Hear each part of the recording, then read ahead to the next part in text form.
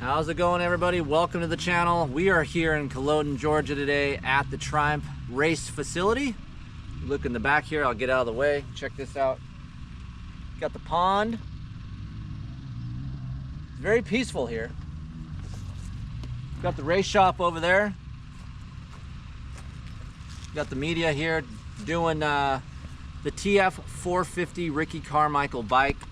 I did a Racer X video that covers a lot of the things, but I reached out on social media, got a bunch of your questions right here on this notepad, and I'm going to answer them for you. So a little bit looser on the YouTube channel here. It's not so uptight on the Racer X side, so I'll answer them. But otherwise, 2025 TF-450 Ricky Carmichael motocross machine. If you guys didn't watch the Racer X video, we have Ricky Carmichael's bars, ODI lock-on grips, Dunlop tires, a front disc guard. You can go down here. Thank you, cameraman. Hinson clutch cover. And Ricky Carmichael ECU specs. So for me, fun bike to ride. I'm just gonna be pretty honest with you guys. I've had a lot of time on this prior to today. And what better way to give you some information than from a guy that's ridden this thing a shit ton. So question one, how is front end feel?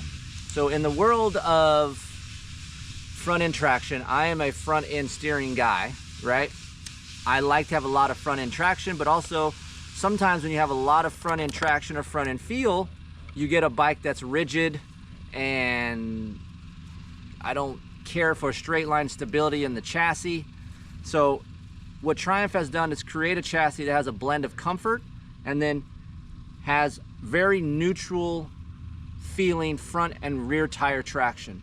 There's not a shit ton of front wheel traction, but you can change some of that with sag as well as fork height. So for me, I have plenty of front end feel that I need, but I have a lot of stability.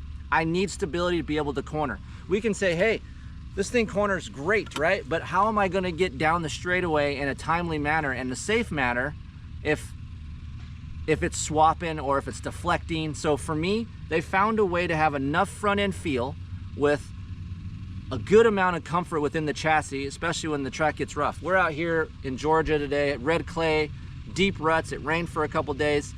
It's a joy to ride something other than Glen Helen. I'm working hard to come back here more to ride different tracks for you East Coast guys, because I know Glen Helen isn't the end-all be-all of motocross tracks to test at. Look, it's a tool.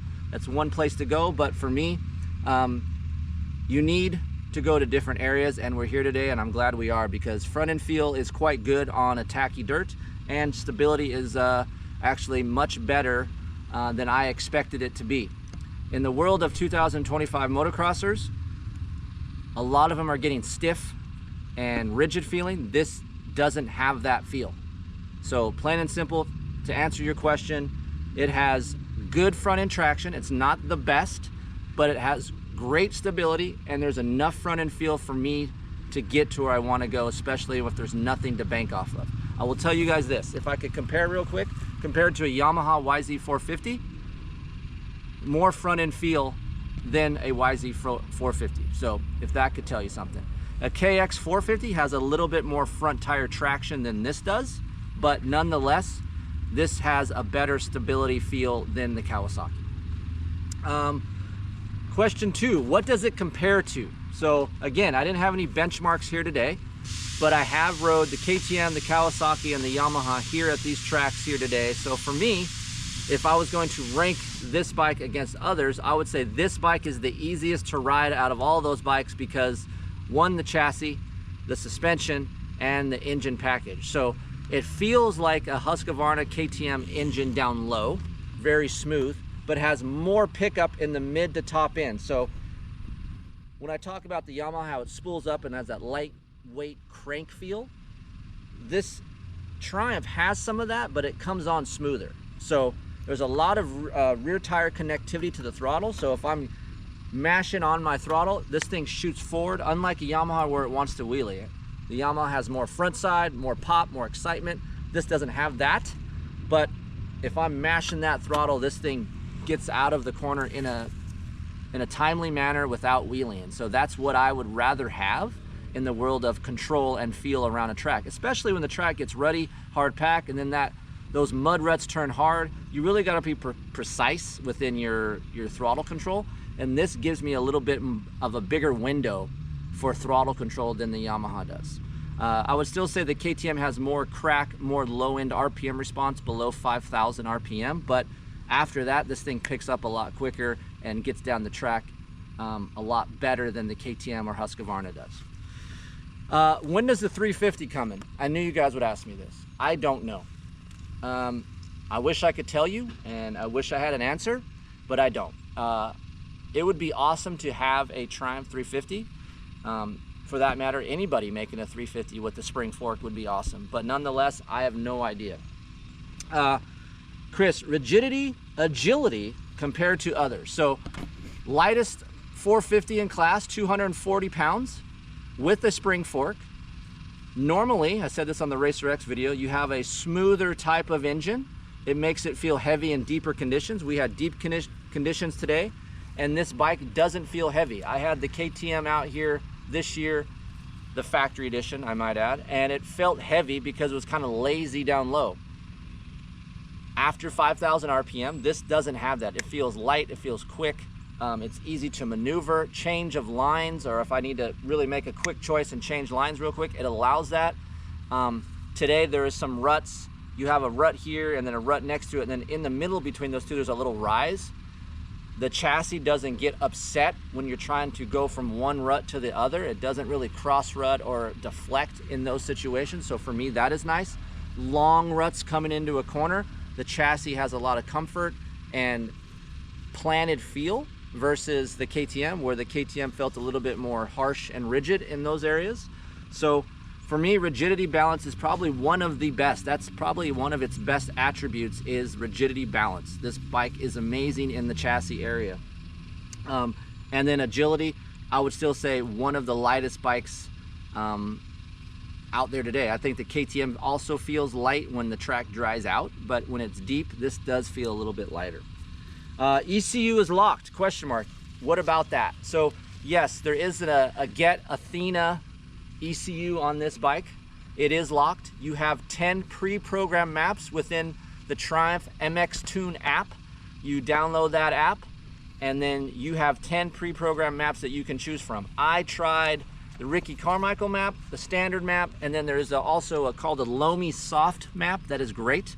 If you want a little bit of a broader power, more low end, you want to go Ricky map. If you want a little bit extra mid-range pull, you want to go with that Lomi Soft map. So those maps that are in that MX Tune app are separate enough. They're separated enough where you can feel them. So having 10 pre-programmed maps is plenty enough, I feel like, for the average guy. So yes, the ECU is locked. You can't get into them. Yes, the ECU tune is a lot better than the 250X was. I know in 2024 that 250 had a bog. Some guys were getting it, some guys were not. I tried a lot of different bikes here today, and all of them are very crisp and responsive and no bog. And for me, yeah, it's quite good. So yes, it is locked. I heard Athena is going to make a Get ECU next year that will be able to open that up a little bit, but it will be an aftermarket ECU. How about the engine, Kiefer, compared to others? Again, I kind of mentioned that earlier. The KTM, Husqvarna, Triumph has that nice smooth low end power, but it climbs up quicker in the mid-range than those two bikes and pulls farther into the top end. Second and third gear on this bike pulls longer than the KTM as well as the Yamaha. I have to shift a little bit sooner on the Yamaha, but the Yamaha will pull third gear better than this bike. I would go to a 1351 on this if I wanted to use third gear. We are currently at a 1349. So for me, if you are going to use third gear, it will do it, but you need to change the gearing and you need to go up 2 teeth. So Jody +1 is what you need to do.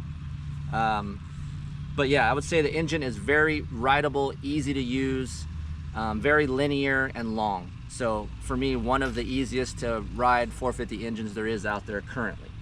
Suspension compared to the YZ, similar feel. I would say compared to the YZ, we do have a little bit more comfort because of the chassis, but I will say there is more hold up within the Yamaha shock. It's a little bit tougher feel. This has a little bit of an empty in-stroke feel, so the fork do feel similar. They both move a lot. I would stiffen both forks up on the Yamaha and this. Inside of the Triumph KYB fork is a little bit of a different rod than the current YZ. So a little bit of a different change inside of this KYB fork than the YZ, but nonetheless still has that nice comfortable feel. It soaks up a lot of that small imperfections of the track. And let's just face it, it's hard to beat a KYB feel initially when you just hop on a bike. You have a lot of movement, it follows the ground well, and there's a lot of comfort. Sure, it is a little bit soft, but stiffening up does help quite a bit. I run a little bit of a taller rear end on this, 98 to 100 millimeters of sag, really does help this bike. And then I stiffen this fork up a little bit, and also you can drop this to 2.5, which will help you as well to kind of balance that out. So similar feel to the YZ. I would still say the YZ has a little bit more slap down comfort than this bike. So if I'm over jumping, I still say the Yamaha is a superior feel than the Triumph. But on small bump absorption, I still say the Yamaha has a little bit better feel than the Triumph. But after that, pushing around the track, it's very close, and for me, very similar. Bump touch, on-off pitching. For me, there is a little bit of pitching going on with the Triumph. I would like to stiffen up the front end a little bit when I do raise the rear. So 98 millimeters, if you guys are going that high in the rear, you're gonna want to either A, stiffen up your fork or drop your fork height. 2.5 is a nice blend if you guys are going to a 98 millimeter ride height.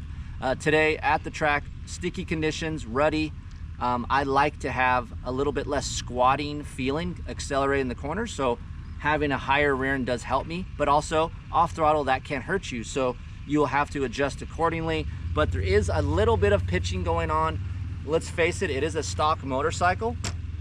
They are gonna be a little bit softer than I feel like what I want, but in the production world, you gotta have a bike that is for a wide range of people, not just one type of guy. So for me, a little bit of adjustments go a long way. We talk about track toughness within motorcycles. I feel like all the tracks I've been to on this bike, this has one of the better track toughness feels compared to the Yamaha and the KTM. We had KX, KTM, Husqvarna, Yamaha, and for me, this bike doesn't change as much as others. So for me, in the ballpark, maybe not the best, but definitely should be talked about and is one of the better ones. Off-road compatible. We talk about how good straight line stability is within this chassis. So if Triumph was to build an off-road model based on this chassis, I think it'd be quite nice. We talk about the 2025 motocrossers going stiffer, stiffer, stiffer within their chassis.